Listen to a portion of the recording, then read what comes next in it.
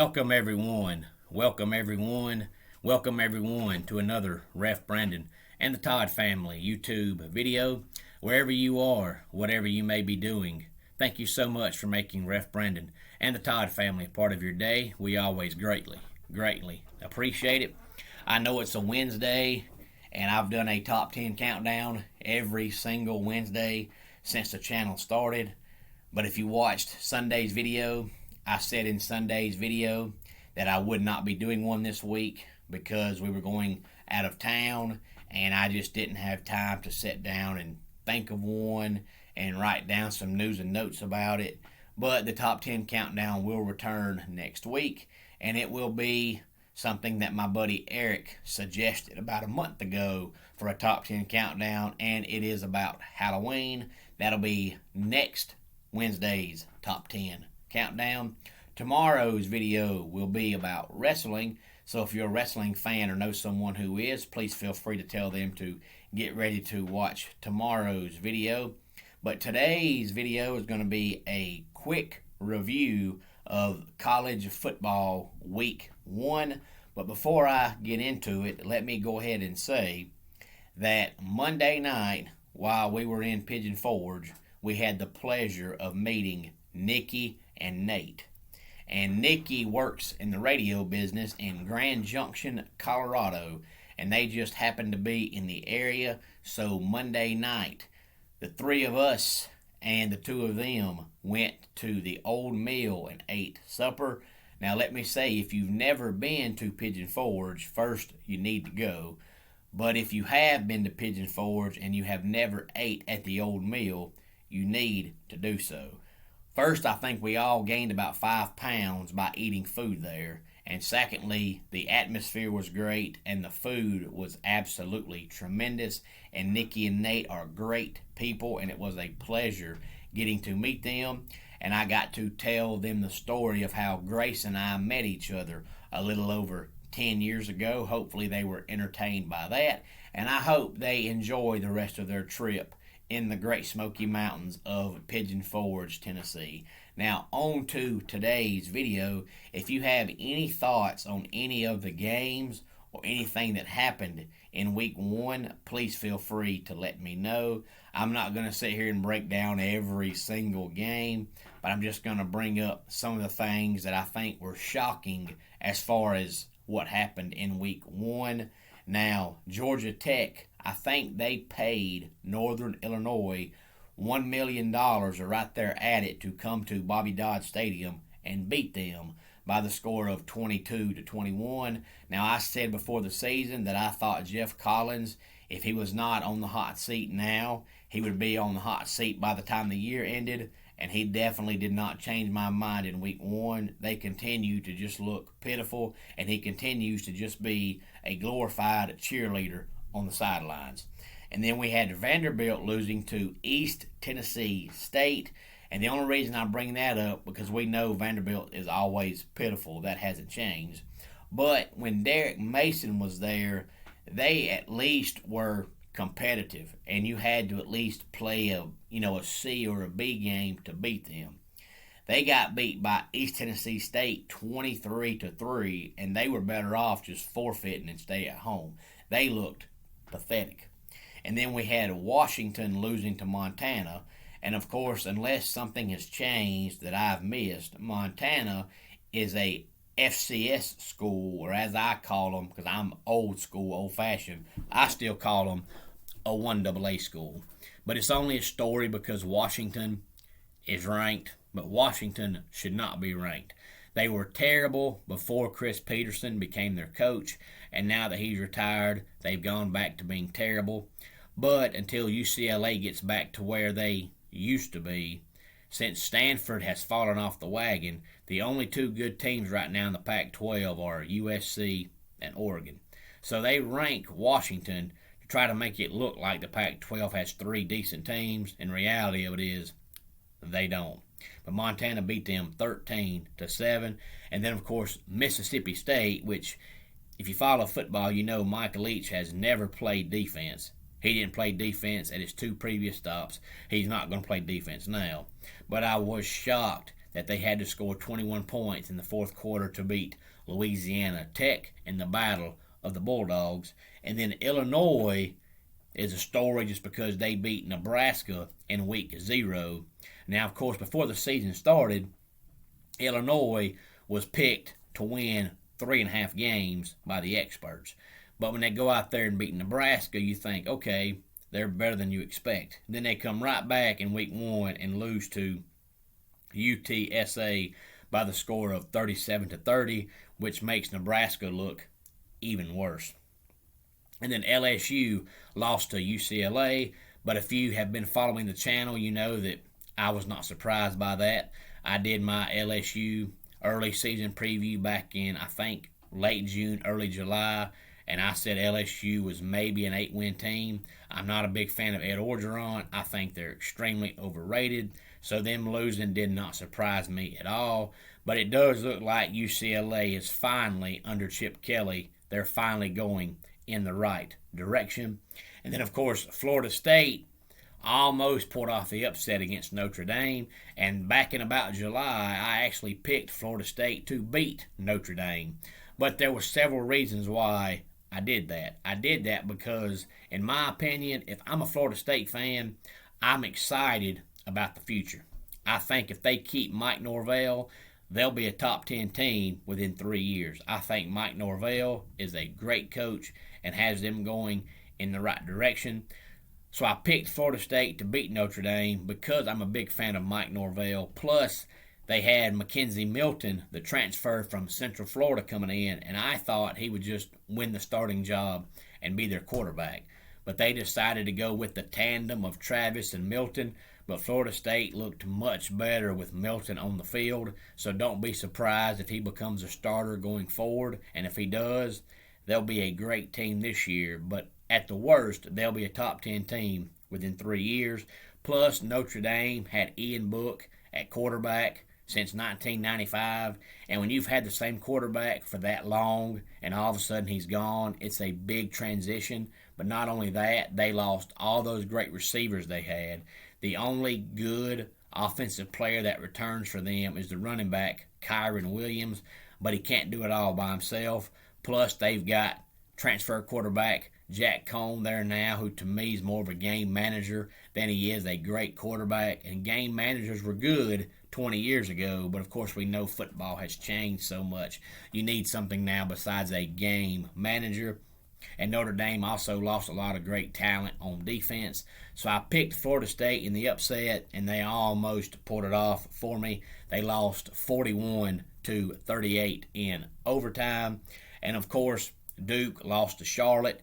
But that's not really a story either because Duke was only picked to win 3 games. But one of the games they were picked to win was Charlotte. I think David Cutcliffe's time with Duke may be coming to an end. And, of course, he used to win 6 or 7 games there, which for Duke, that's a really good season. But they were bad last year, and they look like they're going to be bad again this year. And then Penn State and Wisconsin was a good game, but I was surprised at how pathetic both teams looked. They went into the game. Both teams were ranked inside the top 20. But Wisconsin's quarterback, Graham Mertz, looked good last year in about the first 2 games, and since then he's just gotten worse. And I've never been a big fan of Penn State's quarterback, Sean Clifford. I've always thought he was overrated. But, of course, the team that to me looked the best of anybody over the weekend was Iowa. Now, I know they beat Indiana. Both teams were ranked 18th and 17th, respectively. But Iowa was picked to win by 3, so the right team won. But when you're supposed to win by 3 and you win by 28, that's pretty impressive, especially over a ranked team. Indiana was really good last year before their quarterback, Michael Penix, got hurt. He's back now. But Iowa scored 2 touchdowns in the first 2 minutes, and for all intents and purposes, that was the end of the game. Iowa's always been known for great defense. I believe I saw the stat that they've held 23 straight opponents under 25 points. And this day and time in college football, when it's all about offense, that's pretty impressive. As good as their defense looked, if their offense gets any better, they're going to be tough to beat. But of course, we'll find out how good they are this weekend, because the marquee matchup this weekend is number 9 Iowa State against number 10 Iowa. They did not play last year, but Iowa has won 5 in a row and 6 of the last 7 in that series. And of course, we also, Friday night, had North Carolina losing to Virginia Tech.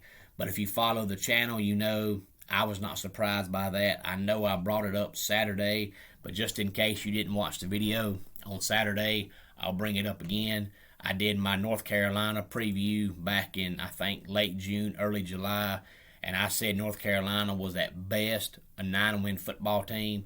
Anybody that thought they were a top 10 team is delusional. I just didn't see it.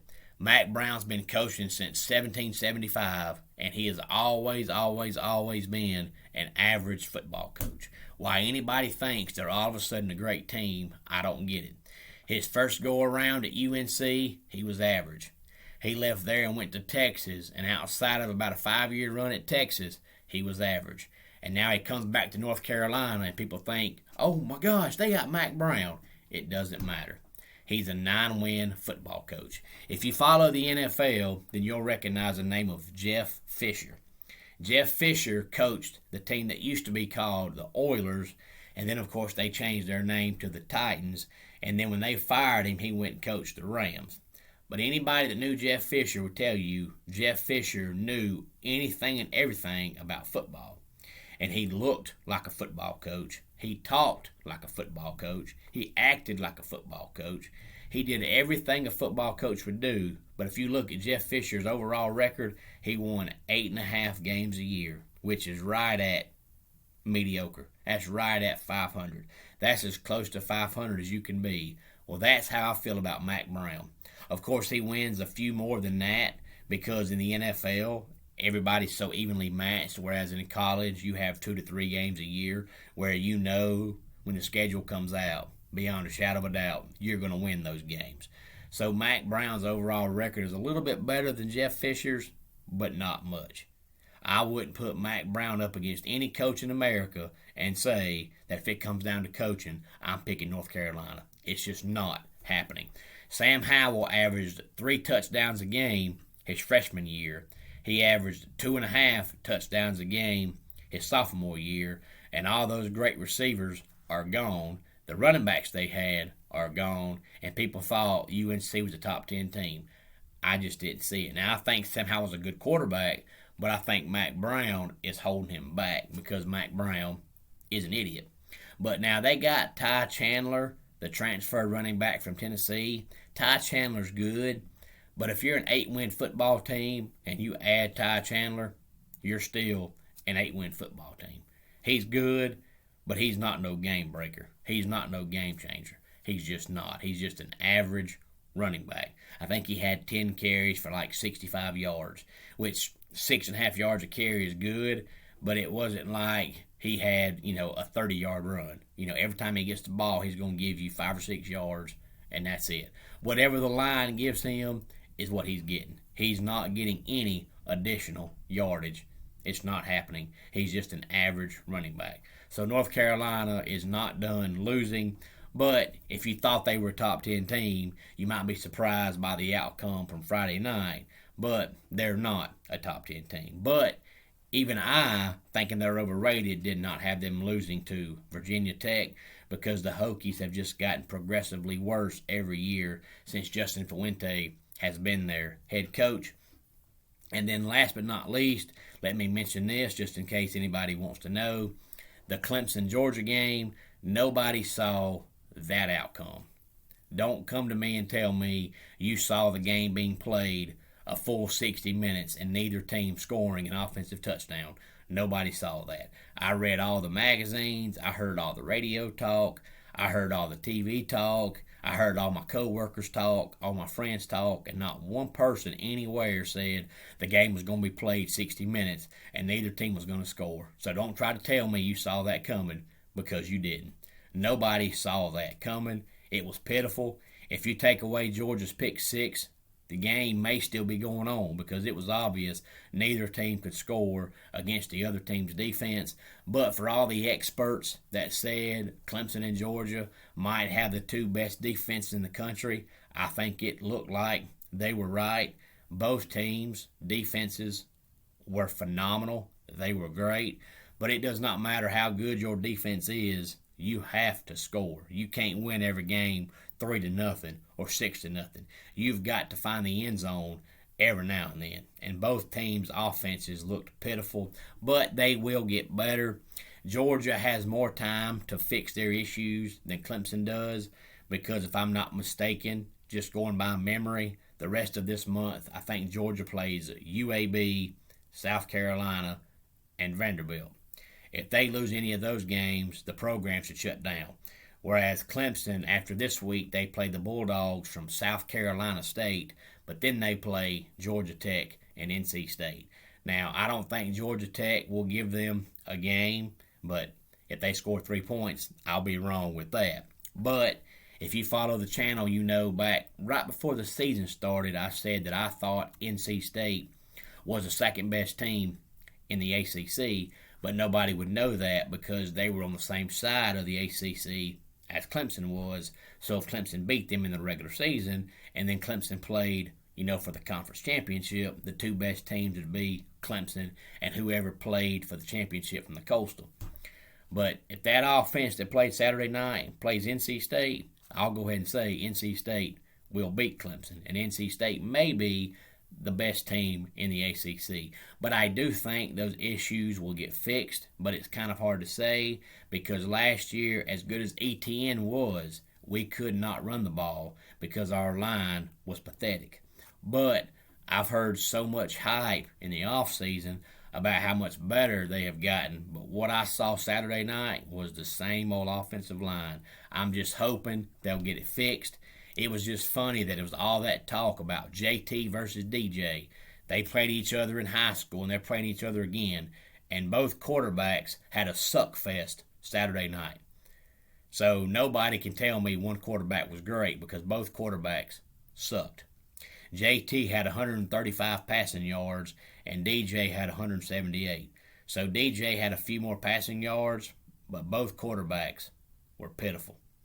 Now, JT, if you follow JT Daniels, when he was at USC, his 1 year starting there, he had 14 touchdowns, and they played 13 games that year, including their bowl game. So he is about a one touchdown a game quarterback. That's what he is. So I didn't think he was going to go out there Saturday and have 400 yards, 3 touchdowns, but I did think he would have, about 1 touchdown. But he had no touchdowns and a pick. And, of course, DJ had no touchdowns and a pick. But DJ had 2 starts last year, and Clemson won 1. They lost 1. But he had about 800 passing yards. So I thought he would do something too, but he was terrible. Now, there was a few times in the second and third quarter where he had time to throw, but I think he got hit so many times in the first quarter by that pathetic offensive line that it just rattled him, and he was rattled the rest of the game and just couldn't think straight. But that's just my opinion. Maybe I'm wrong. But if either team puts that offense on the game this year against anybody, they're not beating anybody of relevance because that was embarrassing. And it's pathetic for either team to know that you've got that kind of offense and you've got that many 5-star players on your offense and you can't score at least 1 touchdown. That's embarrassing. But if you're a fan of defense, then you might say the game lived up to the hype. Because I have talked to a few people since the game Saturday night and asked them, did you think the game lived up to the hype? Because there was all that talk about the game. People have been talking about this game for 2 years now. And it was supposed to be a close game, and it was a close game, but it was only a close game because both teams basically had no offense. And the ones that like offense say that the game did not live up to the billing, but the ones that like defense say the game did live up to the billing. So I guess it all depends on whether or not you like offense or defense and how you feel about whether or not the game lived up to the billing. Because, yes, it was a good game, but it was only a good game because neither team could move the ball. So if you like defense, I guess you're satisfied. If you don't like defense, I guess you're not satisfied. But let's just hope both teams get their offenses going, because it's clear that they both have an amazing defense. If these two teams could score 28 points a game, which in this day and time in college football, if you score 28 points a game, that's only average, because this day and time most teams score 40 plus points a game. But those two teams have such good defense, if they score 28 points a game, nobody's beating them. But I want them to get it fixed, because I picked both teams to make the playoffs, and I want to have that right, because I don't want to be wrong. And I said back in like April or May, when I first started talking about the game, that I thought both teams were going to make the playoffs regardless of who won that game Saturday night. And I think it's clear now, because Clemson lost and they only fell to number 6. So if they win the rest of their games, they will get back into the top 4. And unless Georgia just lays an egg somewhere, Georgia doesn't have anybody on their schedule in the regular season that I think could beat them.